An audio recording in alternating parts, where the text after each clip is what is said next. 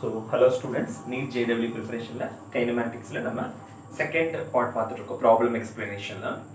So, kinematics la already we have solved 4 problems. Next பாத்தீங்கன்னா உங்களுடைய fifth question பாத்தீங்க அப்படினா a particle is moving such that its position coordinates, so xy coordinates பாத்தீங்கன்னா அதாவது xy coordinates time t equal to 0 ங்கற பொசிஷன்ல 2,3 அதுக்கப்புறம் t வந்து 2 seconds இருக்கிறப்போ எவ்வளவு கோஆர்டினேட் பாருங்க 6,7 t equal to 5 seconds இருக்கிறப்போ 13,14 ஓகே சோ 13,14 அப்படினு சொல்றாங்க. இப்போ என்ன சொல்றாங்க அப்படினா average velocity vector, so v average இது வந்து வெக்டார் ஃபார்மட்ல வேணுமா v average at time t equal to 0 to t equal to 5 அப்ப டோட்டலா 0 ல இருந்து 5 செகண்ட்ஸ் தான் மூவ் ஆயிருக்கு அப்படினா ஆவரேஜ் வெலாசிட்டி வெக்டர் காமனா கேக்குறாங்க. இத வச்சு நம்ம கன்ஃபியூஷன் பண்ணிக்க வேண்டியது இல்ல.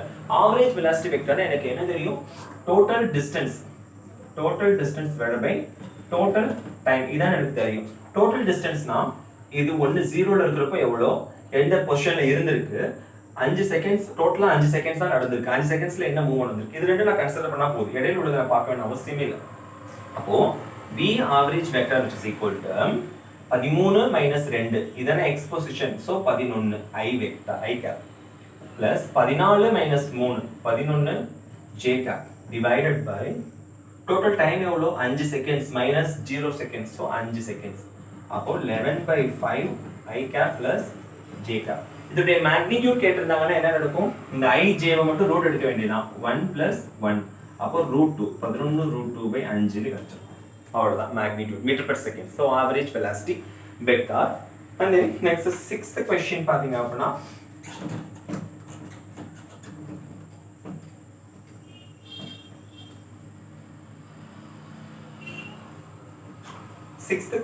அப்படினா a ship A is moving westwards, so westwards ல ஒரு ship வந்து மூவ் ஆகுது, okay, that is A with a speed of 10 km per hour and a ship 100 km south of A. A உள்ள southல வந்து 100 km, so this kilometer is 100, here it is southwards and it is moving towards north, okay, northwards ah move ஆகுது அதே 10 km per hour. The time after which the distance between them becomes shorter, the distance between them becomes shorter, இது வந்து b அப்படினா இதான் shortest distance. அப்ப இந்த distance வந்து எப்போ ரொம்ப கம்மியா இருக்கும் அந்த டைம் என்ன அப்படின்னு சொல்லி கேக்குறாங்க. அப்போ இது வந்து இந்த டைரக்ஷன்ல மூவ் ஆயிட்டே இருப்பாங்க, இவங்க இந்த டைரக்ஷன்ல மூவ் ஆயிட்டே இருப்பாங்க. அப்போ ரெண்டு பேருமே இவங்க விலைக்கு போவாங்க, இவங்க அவங்களை நோக்கி வர்றாங்க. அப்ப எந்த நேரத்துல ரொம்ப ஷார்ட்டஸ்ட் டிஸ்டன்ஸ் கிடைக்கும் அப்படின்னு சொல்லி கேக்குறாங்க. எப்படி பாத்தீங்கன்னா இவங்க இப்படி மூவ் ஆக இவங்க மேல மூவ் ஆக ஏதோ ஒரு பாயிண்ட்ல ஷார்ட்டர் டிஸ்டன்ஸ் கிடைக்கும், அதுக்கப்புறம் இவங்க அகைன் வேகமா ஓடிடுவாங்க, அதுக்கப்புறம் டிஸ்டன்ஸ் லாங் ஆயிடும். அப்போ ஒரு பாயிண்ட்ல ஷார்ட்டஸ்ட் டிஸ்டன்ஸ் கிடைக்கல, அது எந்த பாயிண்ட்? அதுதான் நான் என்ன பண்றேன் அப்படின்னா இது பெர்பெண்டிகுலர் இல்லையா, சோ இது வந்து θ வந்து 45 டிகிரியா நான் பிரிக்கிறேன், கரெக்ட்டா? 90 டிகிரினா 45 டிகிரி, எஸ். இப்போ நான் வந்து sin ஆங்கிள் போறேன், sin 45 which is equal to sin என்னது, சோ இந்த ட்ரையாங்கிளுக்கு எடுத்தீங்க அப்படினா இதுதான் வந்து ஹைபோடெனியஸ், ஓகே.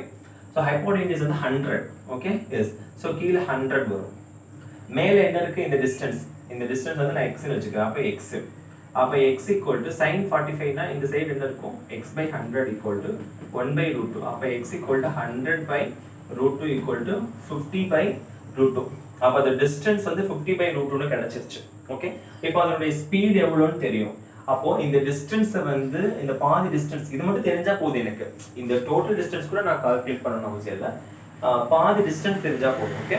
இந்த டிஸ்டன்ஸை வச்சு நான் என்ன பண்ணிக்கலாம், இந்த டிஸ்டன்ஸை கடக்கிறதுக்கு ரெண்டு பேரும் எவ்வளவு டைம் எடுத்துக்கும்னு சொல்லானே போதும், அந்த டைம் தெரிஞ்சிடும், ஓகேவா.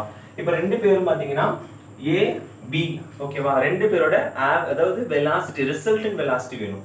இவங்க இந்த டைரக்ஷன்ல இவங்க இந்த டைரக்ஷன்ல போறாங்கன்னா இப்படி ஒரு ரிசல்டன்ட் வெலாசிட்டி. அப்ப ரெண்டையும் ரூட் எடுக்கிறேன், ஓகே.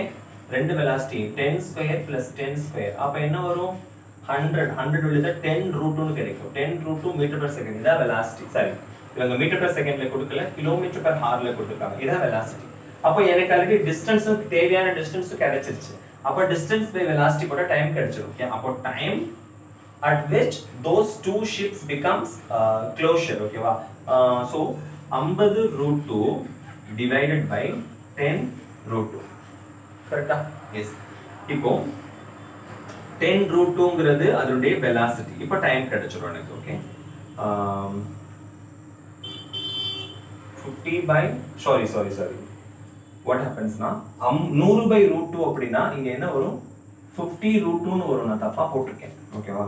ஸோ 50 by root 2 வராது, 50 root 2, root 2 root 2 கேன்சல் ஆயிடும், 5 hours. So time equal to 5 hours. கொஞ்சம் கன்ஃபியூஸ் ஆகும். ஸோ யூ ஷுட் கொஞ்சம் கிளியராக பார்த்துக்கோங்க. ஓகேவா? திருப்பி நீங்கள் ஒரு வாட்டி போட்டு புக்கில் பார்த்துட்டு அதுக்கப்புறம் பார்த்தீங்கன்னா உங்களுக்கு இன்னும் கொஞ்சம் கிளியராக தெரியும் ஏது வந்திருக்கு அப்படின்னு சொல்லி. ஓகே, கைனமேட்டிக்ஸ் ரொம்ப ஈஸி, பட் விட்டோம் அப்படின்னா ரொம்ப கஷ்டம். விட்டுட்டோம் அப்படின்னா ரொம்ப ரொம்ப ரொம்ப ரொம்ப ரொம்ப கஷ்டம். ஜஸ்ட் ஆங்கிள் வச்சு தான் கேட்டிருப்பாங்க. 2019 கொஸ்டின்ஸ் எல்லாம் பார்த்தீங்கன்னா வெரி வெரி வெரி ஈஸி கொஸ்டினாக தான் இருக்கும். அண்ட் இந்த கிவன் ஃபிகர் 7th ப்ராப்ளம்ல ஒரு ஃபிகர் கொடுத்துட்டாங்க. தட் இஸ் ஆக்சிலரேஷன் வந்து இது வந்து சென்டர் பாயிண்ட், ரேடியஸ் வந்து ஆர்னு சொல்லிட்டாங்க. இதுக்கப்புறம் வாட் ஹேப்பன்னா இந்த இடத்துல ஒரு பார்ட்டிகிள் வந்து இந்த மாதிரி ரொட்டேஷன் கிளாக் வைஸ்ல ரொட்டேட் ஆகுது.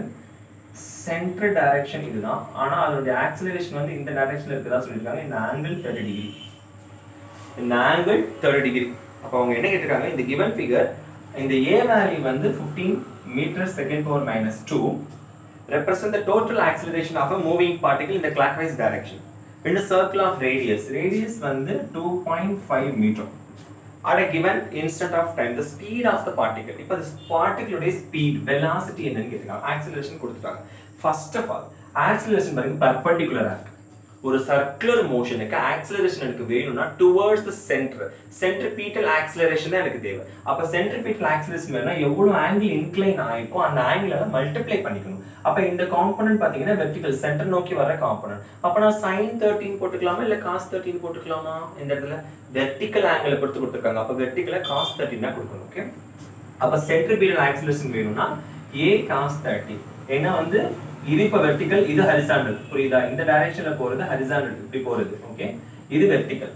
அப்ப வெர்டிகலுக்கு வந்து நான் cos டிகிரி தீட்டா கொடுக்கணும். ஏன் வெர்டிகலுக்கு cos தீட்டா கொடுக்கணும்னா ஆங்கிள் வந்து எனக்கு ஹரிசாண்டல பேஸ் பண்ணி இன்க்ளினேஷன் கொடுக்கல, வெர்டிகலை பேஸ் பண்ணி தான் இன்க்ளினேஷன் கொடுத்திருக்காங்க. கரெக்ட்டா? அப்போ வெர்டிகல் காம்போனன்ட்க்கு நான் என்ன பண்ணனும், cos தான் கொடுக்கணும். ஓகே, cos 13 என்னன்னு எனக்கு கிடைக்கும், √3/2. That's it. அப்போ 15 × √3/2 ஆக்சிலரேஷன். சென்ட்ரிபீட்டல் ஆக்சிலரேஷன் எனக்கு என்ன தெரியும், v²/r ன்னு தெரியும், which is equal to 15 √3/2. r அந்த டைரக்ஷன்ல போச்சுனா எவ்வளவு, 2.5. இத நீங்க ரூட் எடுத்தீங்கன்னா வெலாசிட்டி கிடைக்கும். ரூட் எடுத்தா வெலாசிட்டி கிடைக்கும். That's it. ரொம்ப சிம்பிள். அப்ராக்ஸிமேட்டா எடுங்க, ஒண்ணும் இல்ல. உங்களுக்கு அப்படி ரொம்ப கஷ்டமா இருக்கு, நீங்க ரொம்ப கஷ்டப்பட வேண்டிய அவசியம் இல்ல. 15 × 1.732, இந்த 2 இந்த 2 கேன்சல் பண்ணா 1.25 ன்னு கிடைக்குதா? இந்த ரெண்டையும் மல்டிப்ளை பண்ணுங்க. சோ 17 12 ஆல மல்டிப்ளை பண்ண வேண்டியதா. 7 2s are 14, 1 2s are 1 2s are எவ்வளோ, 2, so 3 கிடைக்குது. அதுக்கப்புறம் 7 1, அதுக்கப்புறம் 4 10 1 2, அப்போ 2.04 15. Okay, yes. so இப்போ into 2 approximately 30 ரூட் எடுத்தா 5 5 னா 25, 6 னா 36, அப்ப 30 இடையில நிக்குது. அப்ப என்னது 5.5 அல்லது 5.6 அந்த ரேஞ்சில போட்டுக்க வேண்டியது, முடிஞ்சு போச்சு. என்ன கஷ்டம் இல்ல. சோ அப்ராக்ஸிமேட்டா எடுக்குதுல நம்ம சால்வ் பண்ணி பார்க்கணும் அவசியமே இல்லை. ஓகேவா? சோ டைரக்டாவே நம்ம இது பண்ணிடலாம்.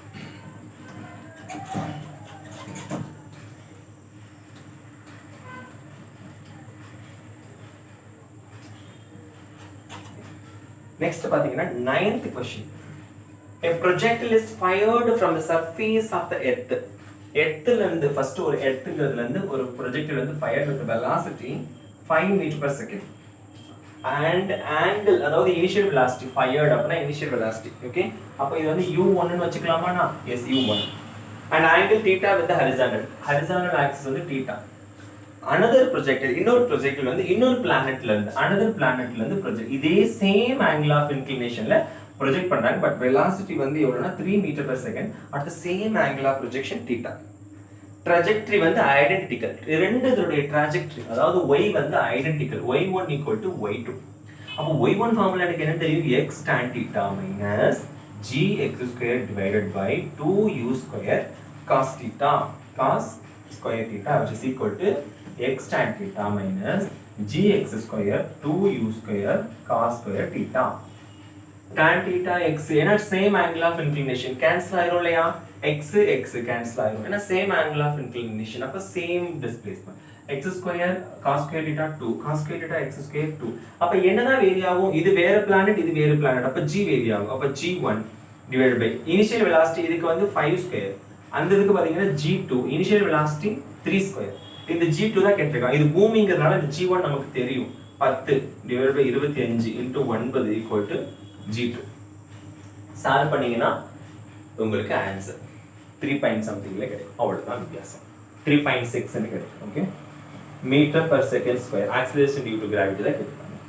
And last but not least, ஓகேவா, கடைசி ப்ராப்ளம் இந்த யூனிட்ல நம்ம இந்த போர்டுல பார்க்க போறது. So 10th one, okay.